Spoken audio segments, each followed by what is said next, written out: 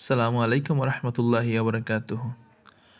প্রিয় নবম এবং দশম শ্রেণীর শিক্ষার্থীরা এবং এসএসসি পরীক্ষার্থীরা, আশা করি তোমরা সবাই আল্লাহর অসীম রহমতে অনেক ভালো আছো। আজ আমি তোমাদের ইংলিশ ফর টুডে বইয়ের ইউনিট 3 লেসন 5 নিয়ে আলোচনা করব। লেসন 5-এ আমরা দেখতে পাচ্ছি টাইটেল দেওয়া আছে ইন্ডিপেন্ডেন্স ডে বা স্বাধীনতা দিবস। প্রিয় শিক্ষার্থীরা, তোমরা যারা এখনও চ্যানেলটিকে সাবস্ক্রাইব করনি, প্লিজ সাবস্ক্রাইব করে বেল বাটনটি চেপে দিবে। আর আমি এখন এই প্যাসেজটি বুঝিয়ে দিচ্ছি, ভেঙে ভেঙে বুঝিয়ে দিচ্ছি যাতে করে তোমার জন্য সুবিধা হয়। ইংরেজিতে প্লাস পেতে হলে অবশ্যই ফার্স্ট পেপারে গুরুত্ব দিতে হবে, আর সেই জন্য প্যাসেজগুলো বুঝে পড়তে হবে। মনে রাখতে হবে কোনো বই থেকে হুবহু কোনো প্রশ্ন হয় না, অর্থাৎ কোনো গাইড বই, টেস্ট পেপার অথবা সহায়ক বই থেকে কোনোভাবেই কোনো এমসিকিউ বা কোনো প্রশ্ন তুলে দেওয়া হয় না। সেক্ষেত্রে প্যাসেজ বোঝার কোনো গুরুত্ব কোনো বিকল্প নেই আর কি, গুরুত্বের শেষ নেই, এটাই মূল কথা। সো শুরু করছি। 26 মার্চ, 26শে মার্চ, আওয়ার ইন্ডিপেন্ডেন্স ডে, আমাদের স্বাধীনতা দিবস, is the one of the most important state festival, অর্থাৎ এটি অন্যতম গুরুত্বপূর্ণ রাষ্ট্রীয় অনুষ্ঠান। এখানে এই যে দাটা আছে এটি সম্ভবত এক্সট্রা একটা দা, অর্থাৎ এটা অপ্রয়োজনীয়, কোনোভাবে প্রিন্টিং মিস্টেক হয়েছে। সো এটি আমাদের অন্যতম একটি গুরুত্বপূর্ণ রাষ্ট্রীয় অনুষ্ঠান। স্টেট ফেস্টিভ্যাল মানে রাষ্ট্রীয় অনুষ্ঠান। দ্য ডে ইজ সেলিব্রেটেড, দিনটিকে উদযাপন করা হয়। অবজার্ভড পড়েছিলাম আগে, এবার হচ্ছে সেলিব্রেটেড। তাহলে ইজ সেলিব্রেটেড মানে উদযাপন করা হয়। আর যেহেতু এটি প্যাসিভ ফর্ম, তাই এই যে সাবজেক্টটি দেওয়া আছে দ্য ডে, এর সাথে তোমরা কয় একার যুক্ত করবা, তাহলে কি দাঁড়ায়? দ্য ডে মানে দিনটিকে উদযাপন করা হয় এভরি ইয়ার, প্রতি বছর, ইন দ্য কান্ট্রি, দেশের মধ্যে বা দেশে, উইথ গ্রেট এনথুজিয়াজম অ্যান্ড ফারভার, অনেক উৎসাহ উদ্দীপনার মধ্য দিয়ে। খেয়াল করো প্রিয় শিক্ষার্থী, এনথুজিয়াজম অ্যান্ড ফারভার মানে হচ্ছে উৎসাহ উদ্দীপনা, ঠিক আছে? এর একটা সমর্থক শব্দ হচ্ছে জিল, ZEAL, ঠিক আছে? এর অর্থ উৎসাহ বা উদ্দীপনা, এরকম বোঝায়। তাহলে অনেক উৎসাহ উদ্দীপনার মধ্য দিয়ে দিনটি সারা দেশে প্রতি বছর উদযাপন করা হয়। It is a national holiday, এর একটি জাতীয় ছুটির দিন। অল অফিসেস, এডুকেশনাল ইনস্টিটিউশনস, শিক্ষা প্রতিষ্ঠানগুলো, সমস্ত অফিসগুলো, শপস, দোকান অ্যান্ড ফ্যাক্টরিজ এবং কারখানাগুলো, রিমেইন ক্লোজড, বন্ধ থাকে। রিমেইন শব্দের অর্থ হচ্ছে থাকে, হ্যাঁ, আর ক্লোজড মানে বন্ধ। রিমেইন ক্লোজড বলতে বোঝায় বন্ধ থাকে। তারপর দেখা যাচ্ছে যে অন দিস ডে মানে ওই দিন সবগুলো বন্ধ থাকে। The day begins with a 31 গান স্যালিউট, অর্থাৎ দিনটি শুরু হয় 31 বার বন্দুকের তোপধ্বনির মাধ্যমে, বা বন্দুকের গুলি 31 বার গুলি ছোড়া হয় উপর দিকে এবং স্যালুট করা হয়, এর মাধ্যমেই দিনটি শুরু হয়।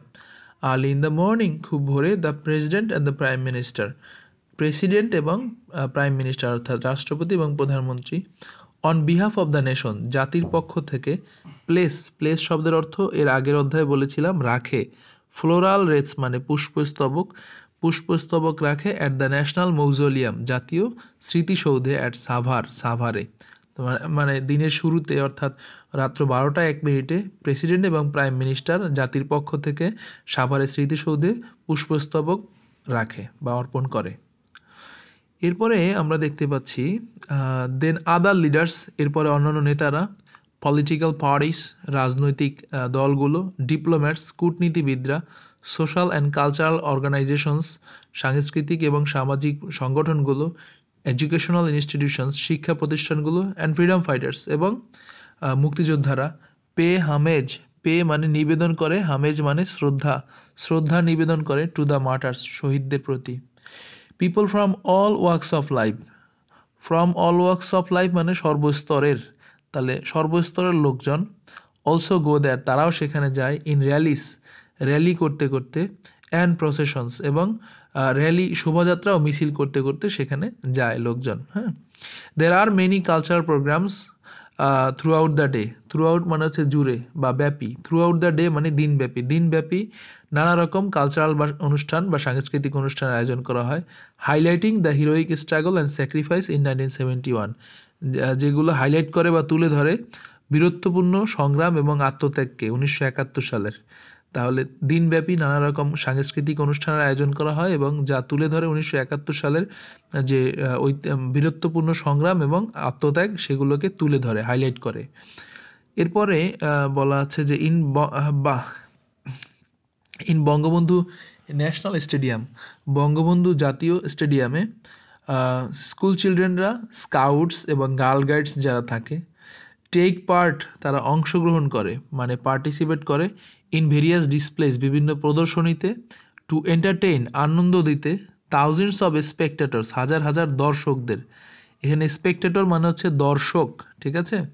এডুকেশনাল ইনস্টিটিউশনস শিক্ষা প্রতিষ্ঠানগুলো, অলসো অর্গানাইজ তারাও আয়োজন করে, দেয়ার ইন্ডিভিজুয়াল প্রোগ্রামস তাদের আলাদা আলাদা বা নিজ নিজ বা স্বতন্ত্র প্রোগ্রামের আয়োজন করে থাকে। Sports meets and tournaments, sports meets অথবা টুর্নামেন্টস এগুলো আর অলসো অর্গানাইজড, এগুলোরও আয়োজন করা হয় অন দ্য ডে, ওই দিন, including the exciting boat race, যার মধ্যে রয়েছে রোমাঞ্চকর নৌকা বাইচ in the river Buriganga, Buriganga নদীতে রোমাঞ্চকর নৌকা বাইচের আয়োজন করা হয়ে থাকে। তারপর বলা আছে ইন দ্য ইভিনিং, সন্ধ্যায়, সন্ধ্যায় প্রিয় শিক্ষার্থী খেয়াল করো, ইভিনিং না কিন্তু এটা হচ্ছে ইভিনিং, ইন দ্য ইভিনিং মানে সন্ধ্যায়, অল মেজর পাবলিক বিল্ডিংস সব বড় বড় সরকারি বিল্ডিংগুলো, আর ইলিউমিনেটেড মানে আলোকিত করা হয়। আর যেহেতু এটি প্যাসিভ ফর্ম তাই এই যে সাবজেক্টটা আছে তার সাথে আমাদের কে যুক্ত করতে হবে, তাহলে সব বড় ধরনের সরকারি বিল্ডিংগুলোকে আলোকিত করা হয় উইথ কালারফুল লাইটস, রঙিন লাইটস দিয়ে।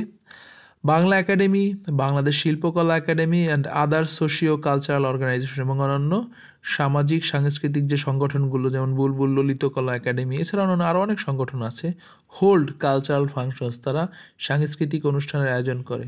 Similar functions are also arranged in other places in the country, প্রায় একই রকম ফাংশন বা একই রকম অনুষ্ঠানের আয়োজন করা হয় ইন আদার প্লেসেস অন্যান্য জায়গায়, ইন দ্য কান্ট্রি দেশের, তাদের দেশের অন্যান্য জায়গায় এরকম আরও অনুষ্ঠান করা হয়ে থাকে। সো প্রিয় শিক্ষার্থীরা, আমার মনে হয় তোমরা প্যাসেজটি বুঝতে পেরেছো।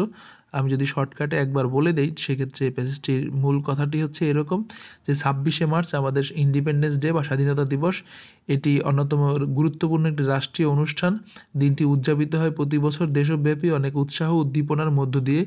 এই দিনটি আমাদের একটি সরকারি ছুটির দিন, সব ধরনের সরকারি প্রতিষ্ঠান, তারপর সব ধরনের প্রতিষ্ঠান, শিক্ষা প্রতিষ্ঠান, দোকান, ফ্যাক্টরি এগুলো বন্ধ থাকে ওই দিন। দিনটি শুরু হয় 31টি তোপধ্বনির মাধ্যমে। খুব ভোরে প্রেসিডেন্ট এবং প্রাইম মিনিস্টার তারা জাতির পক্ষ থেকে পুষ্পস্তবক অর্পণ করে জাতীয় স্মৃতিসৌধে সাভারে।